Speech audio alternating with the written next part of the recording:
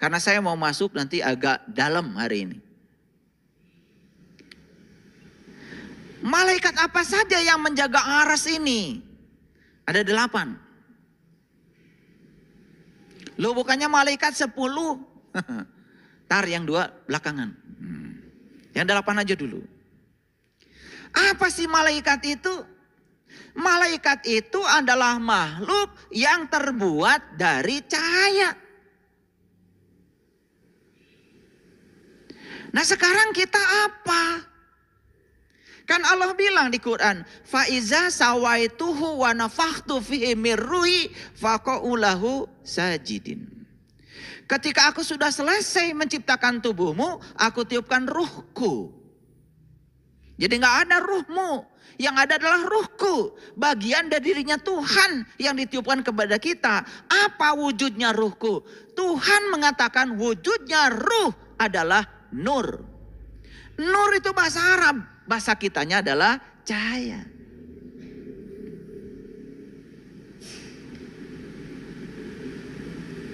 Jadi malaikat itu makhluk yang terbuat dari cahaya.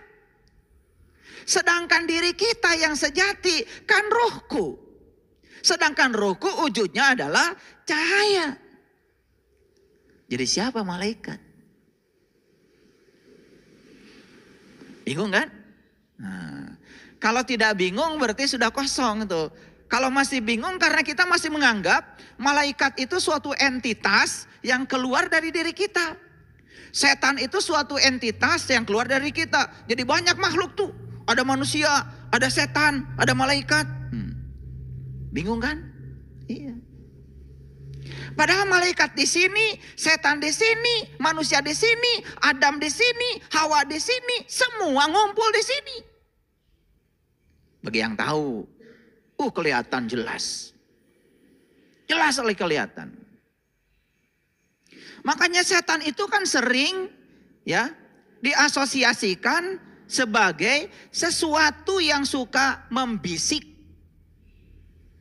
Kalau membisik jaraknya jauh apa dekat?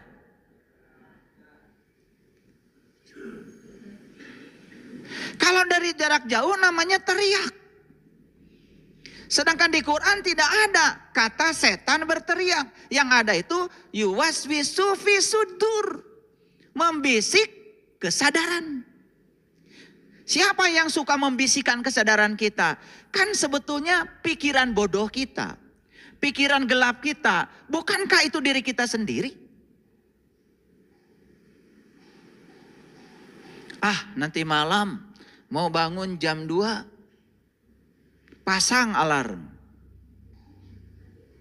Tepat jam 2. Yang mengatakan nanti malam mau bangun jam 2 itu kesadaran.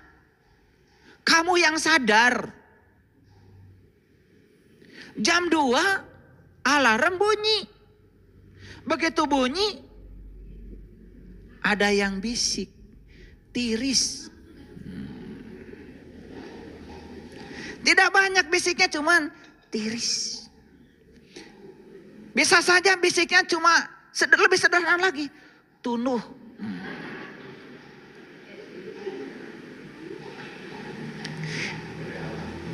Siapa yang membisik itu? Kan kamu sendiri. Gak ada orang datang ke kamar kita membisiki kita. Gak ada. Sesederhana itu sebenarnya kalau kita ngaji jujur. Jadi yang membisiki kita itu adalah pikiran gelap kita. Yang sedang membisiki kesadaran kita. Itu yang disebut dengan yuwaswisu fi sudur. Yang membisiki kesadaranmu. Jadi siapa setan? Ya kamu. Pada saat kamu sedang berada di pikiran gelap. Siapa malaikat? Ya kamu juga. Pada saat kamu sedang di pikiran waras. Malaikat disuruh sujud pada Adam. Langsung sujud. Karena waras. Malaikat itu bisa nembus yang dibalik Adam. Yang dia lihat bukan hanya Adam. Tetapi yang dibalik Adam. Siapa? Ruhku yang ditiupkan ke dalam Adam. Yang tiada lain adalah diri sejatinya Adam. Tapi yang namanya setan, yang namanya iblis disuruh sujud. Dia nggak mau sujud. Karena apa? Yang dilihat dari Adam bukan yang di balik Adam. Dia melihat Adam sebagai Adam. Karena apa? Buta mata kolbunya. Jadi siapa sesungguhnya setan dan iblis itu? Ya itu. Itu aja, takut ada yang tersinggung. Tuh ketawa kan? Nah itu. Nah itu. Karena kalau kita membicarakan setan, iblis, di kajian ini tidak dihadirkan setan dan iblisnya, kita menggunjing setan dan iblis. Sedangkan menggunjing itu kan tidak boleh. Makanya saya hadirkan dulu setan dan iblisnya. Tuh kan ketawa. Biar tidak menggunjing. Kalau di depan kan gak menggunjing, namanya menasehati. Kalau di belakang bahaya. Makanya saya tidak pernah menggunjing. Karena bahaya menggunjing itu. Kalau kita menggunjingkan setan dan iblis lebih mulia. Jelas yang menggunjing itu kotor. Saya nggak mau. Makanya saya hadirkan dulu setan dan iblisnya. Baru saya bicarakan. Tuh pada ketawa kan? Iya. Bajunya kayak soleh. Ya itu. Ngerti ya sampai sini? Udah, nggak usah terlalu dalam. Nah, sekarang lanjutkan. Jadi yang disebut dengan malaikat itu, ya, malaikat itu artinya adalah tekad. Malaikat itu artinya karep. Malaikat itu artinya keinginan yang sangat kuat. Dan tekad, karep, keinginan yang kuat itu disebut malak. Malaka ini malaikatun. Makanya sedikit belajar bahasa Arab supaya ngerti.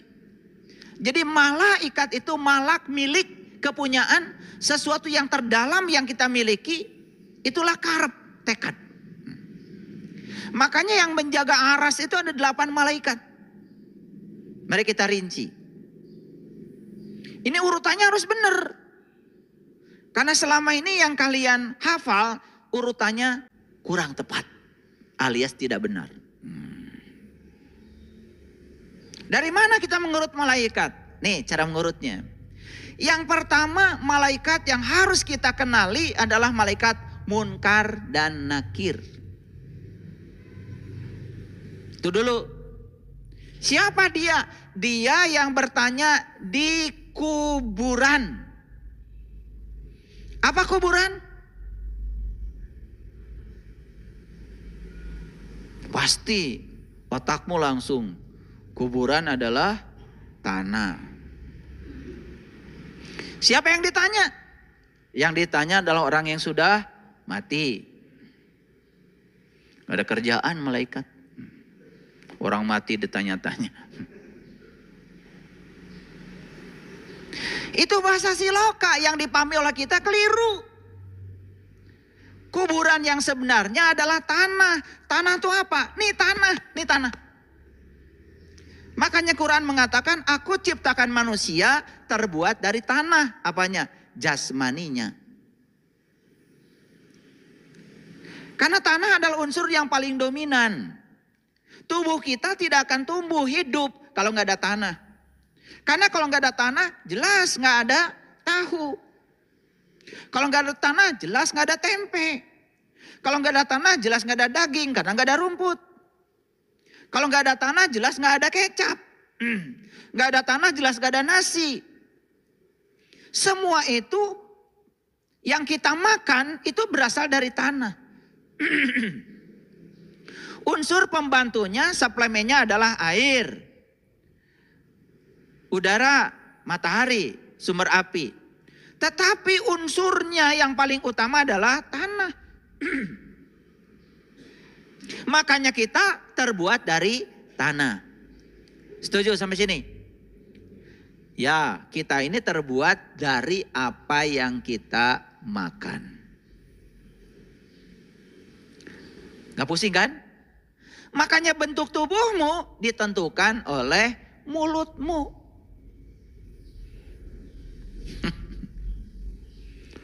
Ini saya kok meral gini. Ya salah mulut. Emosimu ditentukan oleh piringmu. Makanya damai dimulai dari piring. Karena orang yang di piringnya masih makan, masih makan daging merah, masih makan gulai kambing, masih makan sate kambing, semua serba merah. Saya yakin emosinya juga merah, pikirannya juga merah, rapotnya merah. Sepanjang dia masih membunuh dan menyakiti untuk kelangsungan hidupnya, maka dia menanggung karma yang besar dalam perjalanan hidupnya. Makanya orang-orang yang sadar mengambil pilihan untuk mengambil makanan yang karmanya lebih sedikit. Makanya makan buah dan sayur. Ini penting nih supaya ngerti.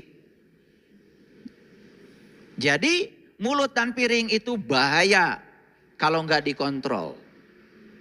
Makanya kedamaian mulailah dari piring. Dari situ mulai kedamaian. Makanya orang yang sudah makannya bersih, makannya sayur, makannya buah, sudah menghindari makanan-makanan yang berasal dari membunuh binatang lain, itu sudah mulai itu karmanya sedikit. Pasti mulai damai itu. Itu diajarkan leluhur kita. Makanya di tanah Parahyang itu pa itu artinya tempat, ra itu cahaya, hyang itu leluhur, Parahyang tempat leluhur yang bercahaya. Di sini nih diajarkan kita leluhur kita makan makanan yang langsung dari alam. Makanya ada peribahasa, gampang punya istri orang Sunda.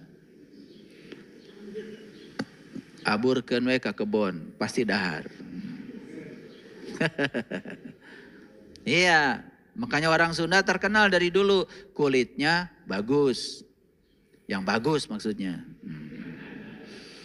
Karena apa? Sudah terbukti kalau makanan-makanan yang mentah, lalab-lalaban itu terbukti tanpa terpengaruh oleh panas api, ternyata itu bisa menimbulkan regenerasi sel. Leluhur kita udah sampai situ. Jadi alam ini sudah memasak matang. Dan setiap yang dimasak oleh alam itu sudah matang. Makanya makan langsung dari alam itu sehat. Nah itu ada bangsa yang persis seperti leluhur kita di Priangan ini. Siapa itu? Orang Jepang. Mereka lebih suka makanan yang langsung dari alam. Tanpa dimasak. Ternyata itu lebih sehat. Terbukti di Okinawa rata-rata umur orang sana di atas 100 tahun. Jadi yang menentukan umur tuh kita juga sebetulnya. Ya, tergantung cara hidup kita. Nah kalau hidup sudah sehat kemudian meninggal, ya sudah. Itu baru kita berbicara takdir. Jangan bicara takdir dulu kalau belum benar hidupnya. Ya, makan segala, ya akibatnya apa? Darah kita jadi kotor, kemudian kita, oh sudah takdir. Tidak begitu cara memahami takdir. Ya, sampai sini ngerti? Mana kuburan? Ini. Kalau ada kuburan, ada yang dikubur dong. Makanya orang Sunda bilang, aya kurung, aya kuring. Nah kuring teh nuka kurung. Makanya orang Sunda bilang jisim abdi. Gitu. Jisim itu jasad, abdi itu kuring. Makanya Kira sering mengatakan cekuring oge. Tuh. Tidak pernah mengatakan cekurung oge. Dah kurung mah bukan diri kita. Diri kita yang sebenarnya kuring. Kurung mah anu ngurungan kuring. Itu yang disebut dengan diri sejati. Hebat leluhur kita mah.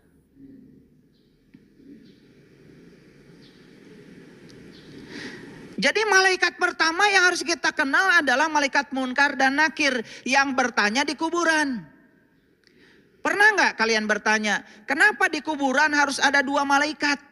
Apa nggak cukup 1 malaikat? Pernah nanya? Pasti nggak nanya. Udah dijamin oleh saya pasti nggak nanya. Apa kata orang yang ikut aja.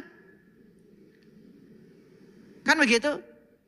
Nah itulah saya itu menjadi aneh karena saya itu apa saja ditanya.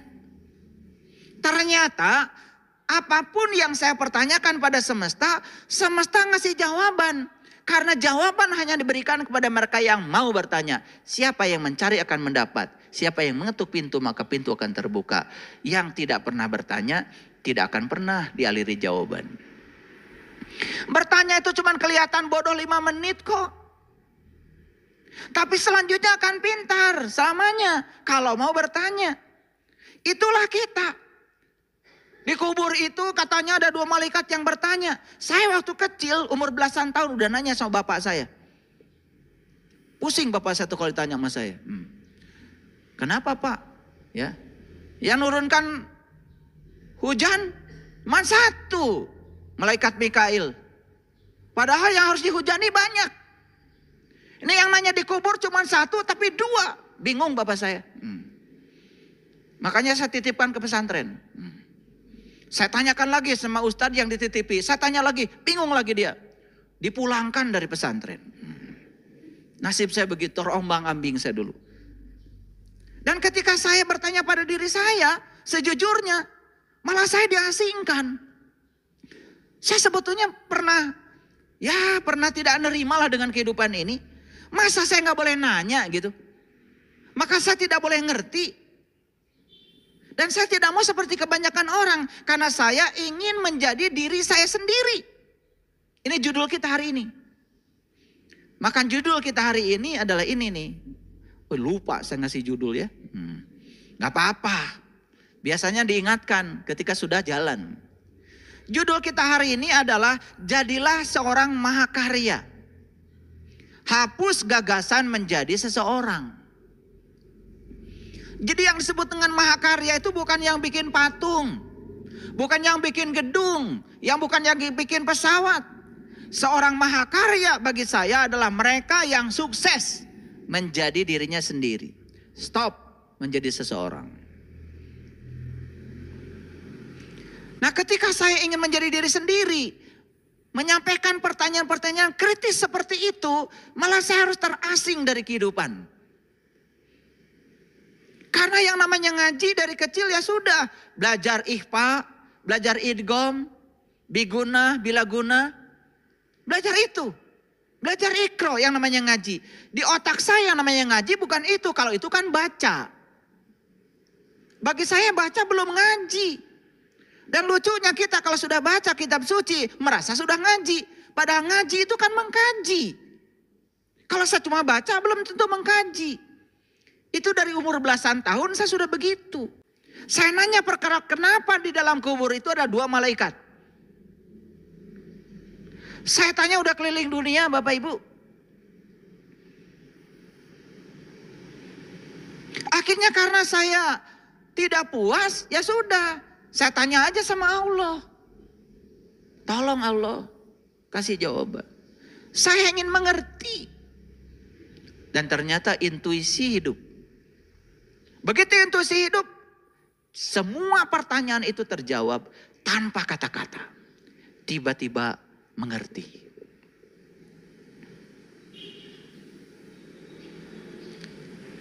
Yang namanya syahadat itu kan 2. Asyhadu an la ilaha illallah wa asyhadu anna Muhammadar Rasulullah. Syahadat itu 2. Yang harus kita saksikan itu 2. Satu yang harus kita saksikan Allah. Yang kedua yang harus kita saksikan Rasulnya Allah. 2 kan syahadat itu. Makanya syahadat itu adalah penyaksi menyaksikan 2. Penyaksinya 1 yang disaksikan 2. Allah dan Rasulnya. Dan kenapa pertanyaan di dalam kubur itu 2. Munkar dan nakir yang harus dijawab oleh kita juga 2. Dalam tradisi Islam yang harus kita kenal 2. Nurullah, Nur Muhammad. Dalam tradisi Nasrani yang harus kita kenal juga 2. Bapa dan putra. Dalam tradisi Hindu dan Buddha yang harus kita kenal juga 2. Brahma dan Wisnu. Yang harus kita kenal dalam tradisi kejawen juga dua. Sukma Kawakas dan Sukma Sejati. Yang harus kita kenal dalam tradisi pewayangan juga dua. Batara Tunggal dan Batara Wenang. Luar biasa.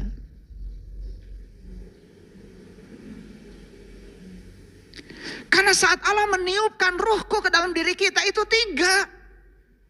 Maka di Quran dikatakan laqad kafaral ladina qalu innallaha salisu salasa. Sungguh tertutuplah orang-orang yang mengatakan bahwa Allah salah satu dari yang tiga. Gak boleh salah satu.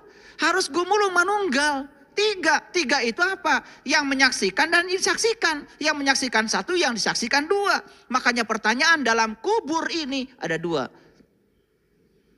Makanya malaikatnya ada dua. Kalian tinggal enak dengar saya bicara. Saya belasan tahun mencari jawaban ini. Dan saya berikan langsung di sini. Harusnya bayar.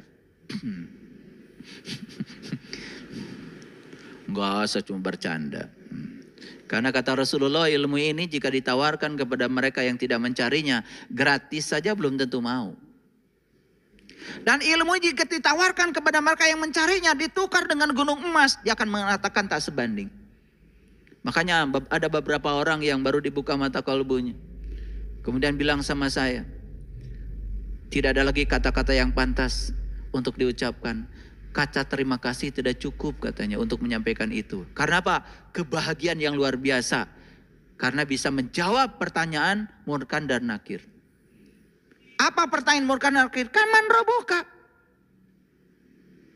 Kan itu. Man robuka, siapa Tuhanmu? Dan kita tidak akan bisa menjawab siapa Tuhanmu kalau kita tidak tahu siapa Rasul kita. Karena yang bisa mengantarkan kita kepada Allah itu Rasul.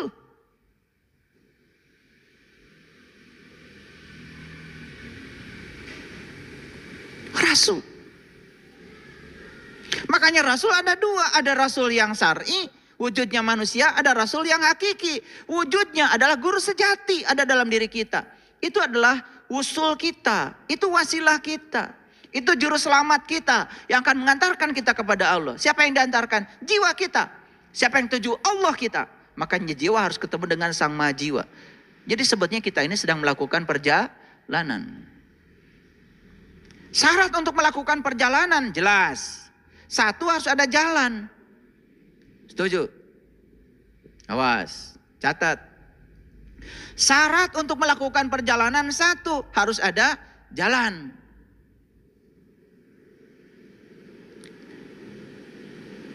Setuju dengan saya? Apa jalan? Itulah agama. Makanya agama itu adalah jalan. Maka untuk mencapai tujuan, ya silakan mau lewat jalan mana saja. Yang penting Anda tekun di jalan Anda. Jangan mikirin jalan orang. Sementara Anda tidak pernah jalan-jalan. Tekun. Kan untuk mencapai masjid ini, kalian bisa lewat jalan mana saja. Yang dari Jakarta boleh lewat Puncak, boleh. Yang penting tekun di jalan, nyampe di sini. Lewat Cikampek, boleh. Yang penting tekun sampai di sini. Ada dari Medan, lewat Subang juga boleh kok. Asal tekun sampai di sini. Yang tidak akan sampai itu yang suka mikirin jalan orang, merasa jalannya paling hebat, tapi dia sendiri gak kemana-mana. Itu masalahnya. Sugan kahartieun. Paham sampai di sini? Syarat pertama apa? Harus ada jalan. Yo, pinter nggak? Syarat kedua apa? Belum syarat kedua. Syarat pertama bereskan dulu. Jalannya harus bagus. Harus lebar. Betul? Jangan ada hambatan. Jangan banyak bolongnya. Paham? Oke. Syarat yang kedua, tentu saja harus ada kendaraan. Mana kendaraannya? Nih kendaraan. Kendaraan terhebat yang diciptakan semesta untuk kita jalan-jalan mengantarkan sang jiwa kepada Allah adalah tubuh. Ini tubuh. Keren. Temukan rahasia tubuh. Makanya di Quran ada doa, ya Allah terima kasih engkau telah mengajarkan bagaimana cara engkau untuk mengendarai tubuh ini. Subhanalladzi syahhara lana hada wa ma kunna lahu muqrinin wa inna ila rabbina lamunqalibun.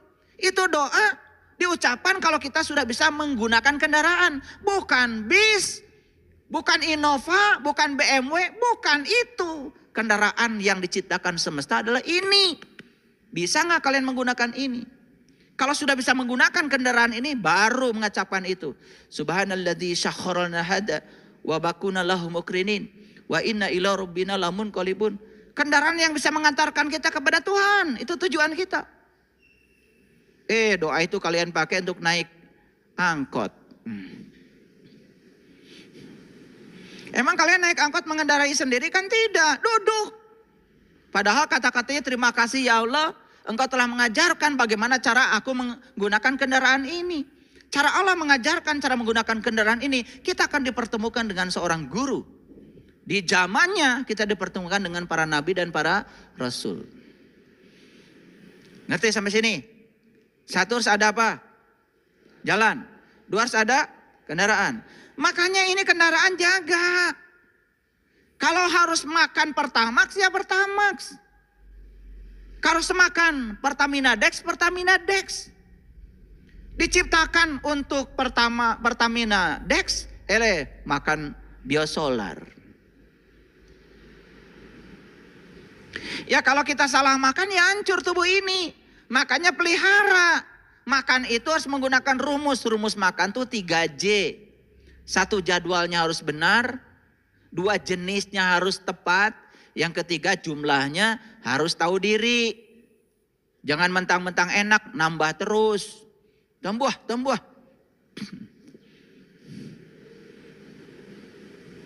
Gitu. Sudah ngambil 1 kil gede. Masih nambah keneh. Can teurap mah can eureun.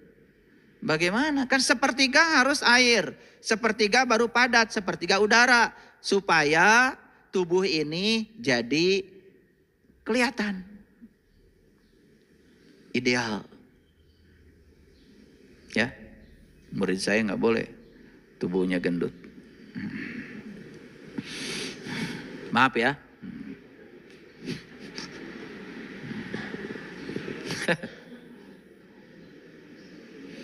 Lanjut dulu. 1 harus ada jalan. 2 harus ada kendaraan. 3 harus ada supir. Supirnya yang terampil. Supir itu ini supir nih pikiran kita. Makanya pikiran itu harus bisa mengingat, memahami, menerapkan, menganalisis, mengevaluasi sampai mensintesa. Itu yang disebut dengan keterampilan kognisi. Dan pikiran ini harus cerdas. Harus punya keterampilan solve problem. Supirnya lelet keburu tabrakan. Makanya kenapa kita banyak tabrakan? Lelet. Cukup gak supir? Gak cukup. Ya jelas dong kalau kita mau jalan-jalan harus ada apa? Harus ada jalan, harus ada kendaraan, harus ada supir. Harus apa lagi? Apa lagi? Ya ketika jalan harus ada rambu-rambu lalu lintas. Rambu-rambu disebut petunjuk jalan. Petunjuk jalan dalam bahasa spiritual disebutlah kitab suci. Maka setiap agama punya kitab suci, itu namanya petunjuk jalan. Kan kamu ditanya, apa petunjuk jalanmu? Kitab suci. Ngerti nggak? Ya kalian cuma baca doang, nggak ngerti isinya. Tidak pernah tahu apa yang ditunjukkan oleh kitab suci. Maka di Quran dikatakan, Alif Lam Mim Zalikal kitab la raiba fi hudan lil muttaqin. Jadi Quran itu akan menjadi petunjuk bagi orang yang bertakwa. Apa artinya takwa?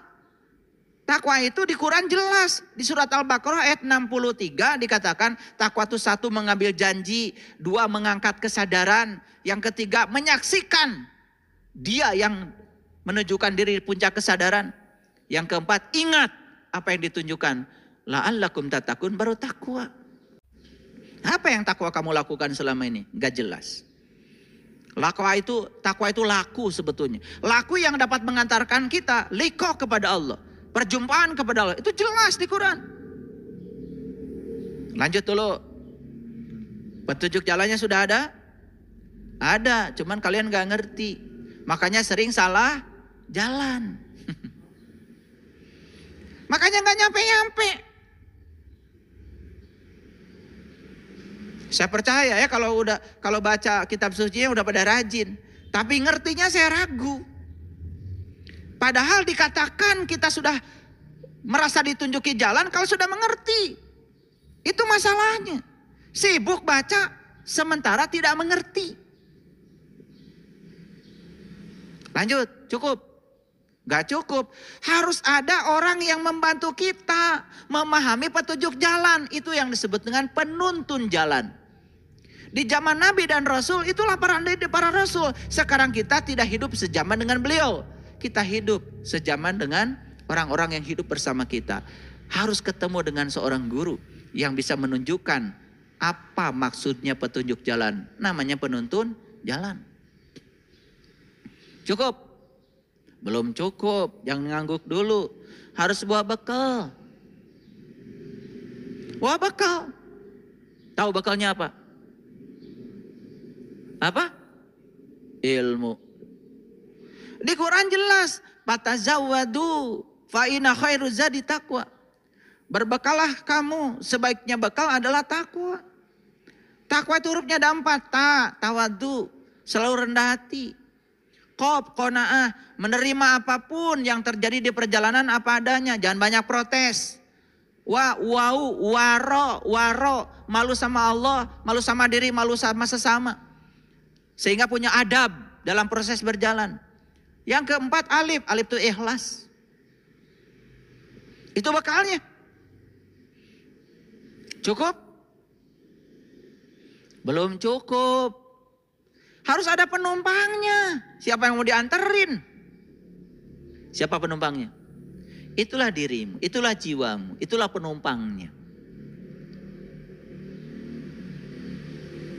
Sadar nggak? Bahwa hidup adalah perjalanan. Kalau sadar hidup adalah perjalanan, berarti kita harus mencapai tujuan. Tujuan kita mengembalikan sang jiwa yang berasal dari Allah kepada sang maha jiwa untuk memenuhi ayat innalillahi wa inna ilaihi rajiun. Gitu. Makanya malaikat yang harus kita kenal pertama kali adalah malaikat Munkar dan Nakir. Supaya kita ketemu dulu Allahnya, ketemu Rasulnya.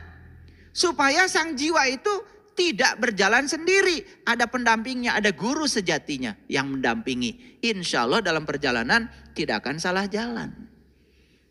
1. Malaikat yang mana lagi yang harus kita kenal? Yang kedua. Malaikat yang kedua yang harus kita kenal adalah malaikat Ijrail.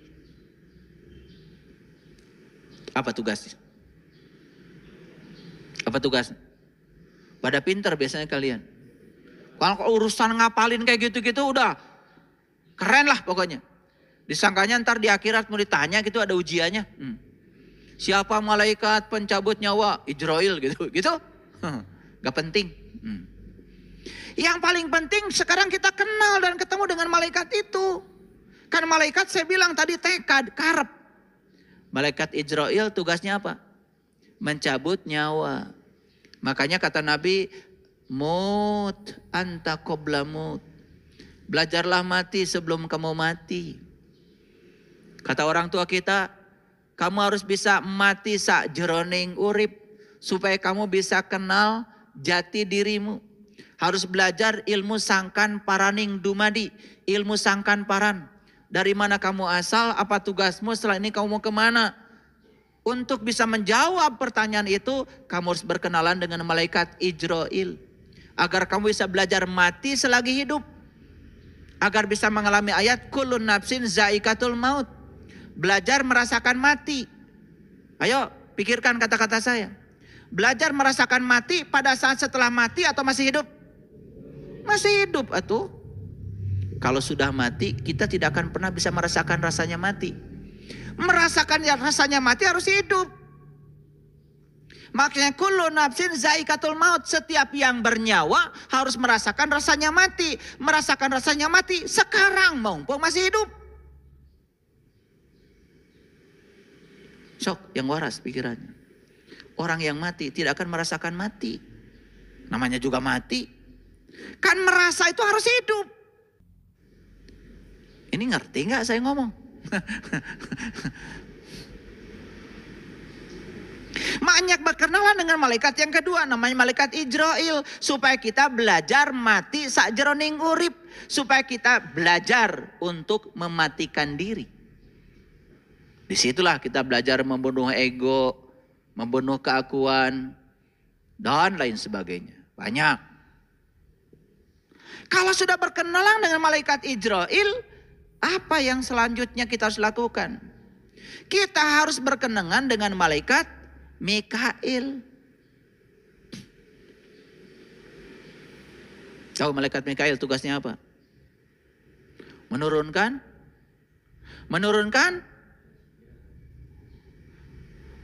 rezeki. Apa sih rezeki yang paling besar, yang paling agung apa? Duit? Harta gitu? Ya Allah. Jangan cari uang. Cari yang punya uang. Jangan cari rumahnya. Cari yang punya rumah. Li ilafi Quraisy ilafihim rihlatas sitai wasaif falyambudu rabb hadzal bait. Jangan sembah rumahnya. Sembah yang punya rumah. Jangan cari uangnya. Cari yang punya uang. Kalau kamu cari yang punya uang, kamu akan dapat dua. Dapat yang punya uang dan dapat uang. Kalau kamu cari uang, uang itu hanya bayangan kamu. Uangnya nggak dapat, yang punya uang juga tidak kamu dapat. Makanya dalam hidup cuma dua. Dapat dua-duanya atau nggak dapat dua-duanya. Lanjut. Jadi, yang ketiga apa? Malaikat Mikail. Siapa malaikat Mikail? Yang menurunkan rezeki, betul. Rezeki yang paling agung ya Allah. Mau cari apa?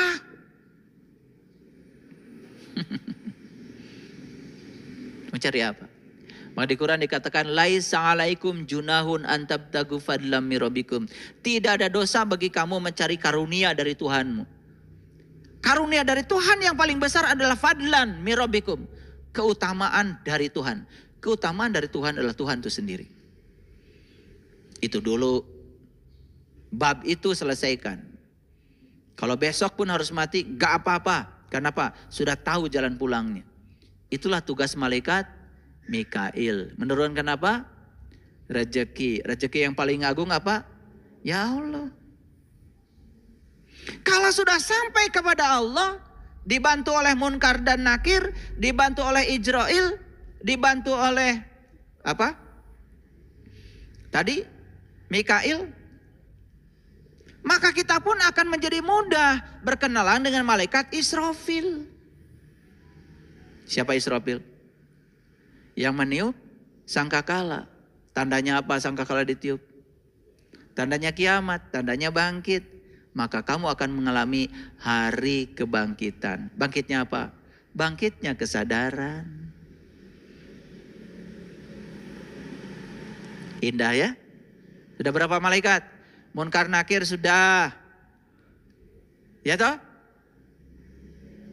Ijrail sudah. Mikail sudah. Israfil sudah. Udah berapa? 5 tuh. Munkar Nakir kan 2. Ijrail 1. Mikail 1. Israfil 1. 5 ya. Jangan korupsi. Udah 5 tuh. Kan 8 semuanya. Oke. Nah kalau sudah sampai di Israfil, sudah kiamat, sudah mengalami kebangkitan kesadaran, sudah tahu jati diri, sudah tahu dari mana asal, kemana harus pulang. Di situ kita akan menemukan kedamaian yang luar biasa. Masuklah kita kepada malaikat Jibril. Siapa Jibril yang menurunkan wahyu? Wahyu itu adalah getaran-getaran ilahi. Kita nggak belajar itu, nggak belajar ini, tiba-tiba ngerti. Itu namanya miladun ka ilman. Itu yang namanya ilmu laduni. Pintar tanpa belajar, cerdas tanpa berlatih. Makanya kalau ketika saya sedang memberikan BMK, kalian perhatikan.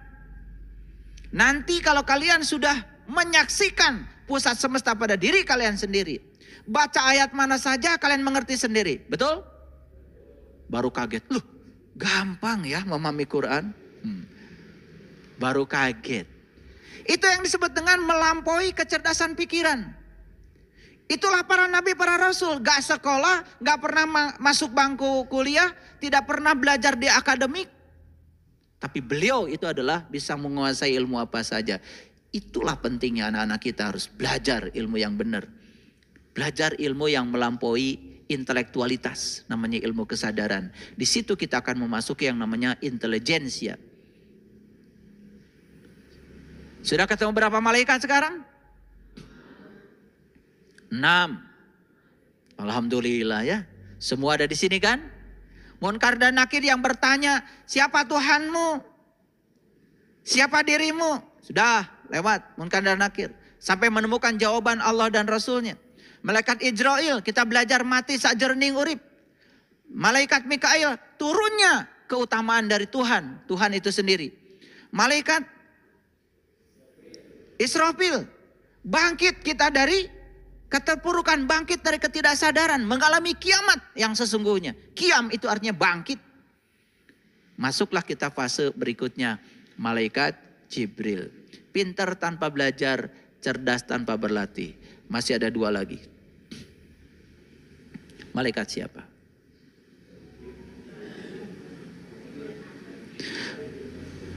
Malaikat Ridwan. Siapa malaikat Ridwan? Penjaga pintu surga. Mana surga? Ya ini. Ini mau dipercayakan ke siapa? Kalau dipercayakan pada Ridwan, ridho. Apapun yang terjadi, ridho. Dimarahin orang, ridho. Duit banyak, ridho. Kehilangan duit, ridho. Karena itu punya Allah, tidak pernah merasa kehilangan sesuatu yang bukan milik kita. Hidupnya sudah ridho. Apapun yang terjadi menerima apa adanya, bukan ada apanya. Itulah tubuh ini sudah dijaga malak Ridwan, penjaga surga. Jadi surga enggak ini? Jadi surga enggak ini? Kalau sudah jadi surga, apa yang terjadi berikutnya? Kita akan ketemu malaikat Raqib. Siapa Raqib? Pencatat amal baik. Yang dicatat tiap hari amal baik. Bicara menyenangkan. Punya uang berbagi. Rumahnya dikunjungi orang, nyuguhan. Punya kebun, punya ladang, undang orang untuk mereka menikmati berkah semesta. Itu orang yang sudah sampai di Raqib. Yang dia catat setiap hari adalah amal baik, amal baik, amal baik. Tidak ada satu orang pun yang berkurang kebahagiaannya dalam hidup ini. Maka dikatakan di ayat ini, malaikat menjunjung, 8 malaikat menjunjung tinggi ars di atas kepala mereka. Sudah hidup nggak 8 malaikat itu dalam dirimu? Munkar Nakir sudah hidup. Ijrail sudah hidup. Mikail sudah hidup. Israfil sudah hidup. Jibril sudah hidup. Selanjutnya apa? Ridwan hidup. Raqib hidup. 8 malaikat. Lah tekor ada 2 lagi. Yang 2 itu berbahaya. Yaitu malaikat Malik. Penjaga pintu neraka. Silahkan serahkan tubuhmu pada malaikat Malik. Malik itu milik itu aku. Kamu akan menjadi orang yang tersinggungan, gampang marah, gampang terbakar, gampang terkena hoax, gampang sakit kepala, gampang pusing, kunang-kunang, cara rangkel, segala di pikiran. Nah itu, terhina sedikit, pencemaran nama baik, lapor. Ya itu tuh si Malik tuh. Percayakan dirimu pada Malik. Malik tuh milik tuh aku tuh kepunyaan. Semua orang yang merasa ini aku, ini milikku, ini kebunku, ini mobilku, ini anakku, ini suamiku, ini istriku, semua aku. Rusak hidupmu. Betul? Itulah yang membuat kamu menderita. Pelitnya auzubillah. Ini duitku. Padahal kata Allah, aku titipkan rezeki ini padamu. Ada bagian untukmu, ada bagian untuk orang lain yang akan aku hadirkan padamu. Begitu kita dapat rezeki uang, ada orang pinjam uang ke rumah, harus tahu itu yang menghadirkan Allah. Karena Allah nitip pada kamu buat mereka. Ada orang yang minta sumbangan, harus tahu kalau itu ada titipan buat mereka. Siapa yang menghadirkan mereka kalau bukan Allah? La haula wala quwata. Tapi kamu tutup mulut, tutup wajah. Bahkan diusirnya mereka karena merasa ini uangku, ini milikku. Dan orang yang semacam ini sedikit aja uangnya hilang, yang dipikir yang hilang. Ada nggak yang kayak gitu? Di mana? Nah loh. Ini ngajinya kemana aja selama ini. Kalau ngapalin malaikat kalian udah lancar. Tapi praktek, mempraktekkan malaikat dalam hidup, mulai gagu. Karena ngajinya cuma sebatas syar'i. Jadi penghafal. Itu namanya learning to know, tidak learning to do. Maka kamu tidak pernah learning to be, tidak akan pernah menjadi dirimu. Kalau orang yang sudah dijaga tubuhnya dengan malaikat Malik, maka tubuhnya setiap saat jadi neraka. Apa yang terjadi? Berikutnya yang dia catat adalah keburukan. Siapa pencatat keburukan? Siapa? Nah, Atid. Pinter kamu. Apalagi keburukan orang. Catat terus. Bahkan punya daftar keburukan orang. Orang gila itu.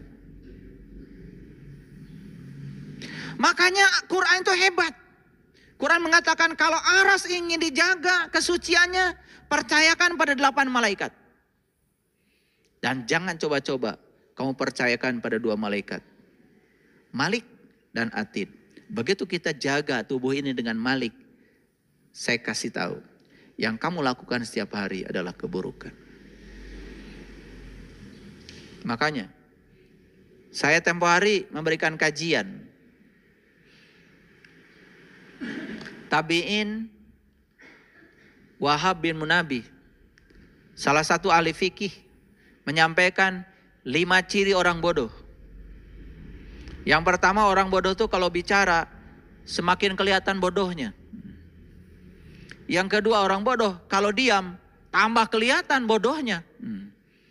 Itu bahayanya jadi orang bodoh, bicara tambah kelihatan bodohnya apalagi diam. Yang ketiga, orang bodoh kasih sesuatu pada dia, rusak. Rusak. Kasih jabatan, rusak masyarakat. Kasih HP, rusak. Di tangan orang bodoh, HP itu rengat.